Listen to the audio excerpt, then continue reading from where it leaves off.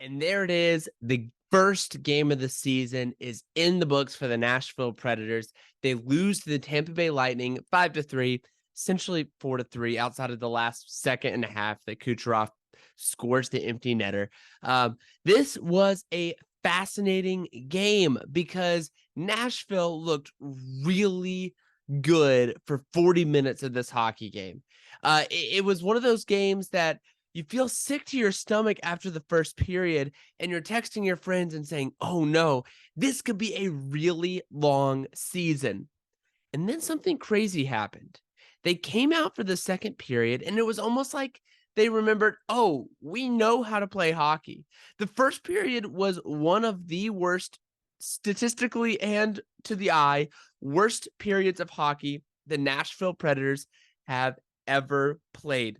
It was weird. I was trying to describe this. Smashville's Finest on Twitter tweeted out, if you could have one word to describe the first period, what would it be? And I replied molasses, but like that's not even really the word that I would choose, probably.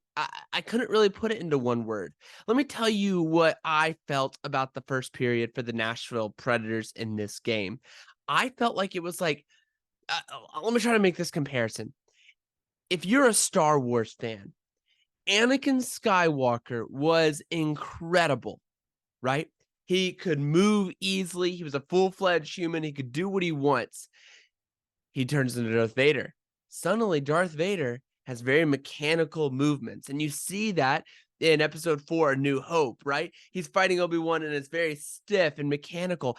The Nashville Predators looked like a non-threatening Darth Vader tonight. They looked like they didn't have any movement in that first period. And it's almost like and it cost them slightly. They went down 1-0, which had they not gone down 1-0, they would have obviously not lost this game in the way that they did, at least.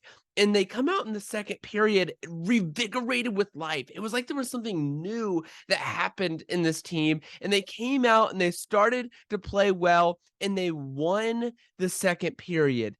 And it was absolutely beautiful. Ryan O'Reilly gets a beautiful goal that's based on a nice little Philip Forsberg toe drag feed right to the center. The third period starts out on a gorgeous goal for Juuso Parssinen. That was a little tic-tac-toe from O'Reilly to Forsberg to Park. It was excellent. All the way around, the Nashville Predators look good. There's one thing that cost them, and it was the penalty kill.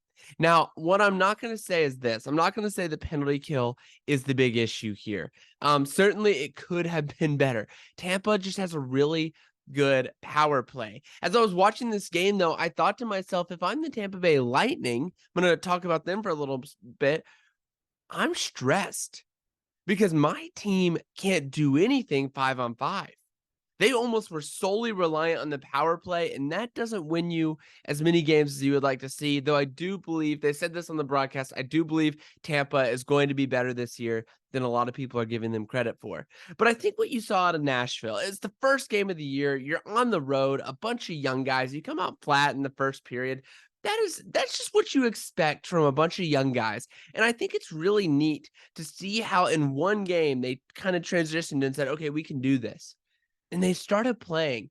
And so, yes, a loss is a loss, and 0-1 is 0-1. But what I am encouraged about is that the Nashville Predators have a legitimate opportunity. If they can play like they did in the second, third period, this is going to be a really fun year. And I'm eager to see when they come to Nashville and they have the energy of the crowd and they want to impress everybody. And you have the new guys and Ryan O'Reilly, who looked great tonight, by the way. And you have Philip Forsberg back from injury. And you have Yossi and all these guys.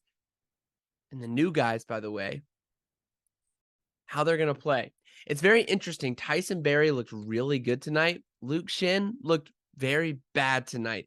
I wonder if you will see Fabro, who was a scratch, come into the lineup at any point soon to just try to get some energy there. Carrier looked good tonight. There were a lot of players who looked really good for tonight for Nashville. And that's encouraging as a Nashville Predators fan to sit there and say, okay, there is hope. There's good stuff that can happen. And it's looking like there's going to be a lot of opportunity in the future to win some games. Heath, you've seen Heath on a lot of these videos. We did a goalie ranking video, and you can go back and check that out. That didn't get as many views as I thought it deserved, especially with somebody who has as much goalie knowledge as Heath does in his life.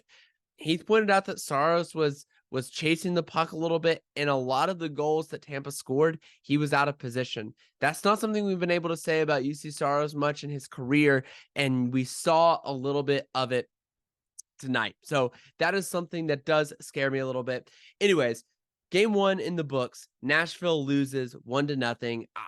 Or not 1-0. They go 0. They're 0-1 on the year. They lose 5-3. You're against Tampa in Tampa on opening night. For what that is, I don't hate what this team was able to do. I'll look forward to being in Bridgestone Arena on Thursday night for opening night. It's going to be a wild atmosphere there. Looking really forward to hockey season. We've got the Connor Bedard inaugural game happening right now against Sidney Crosby on the TV in the background over here. I hope you're watching it. Hockey is a great sport. I'm so thankful it's back. Let's have a fun season together. If you don't mind, comment down below who was the player who impressed you most tonight from the Nashville Predators. I want to see your thoughts. Thank you so much for watching this video, and I hope that you will join us for another season of hockey. We'll see you next time.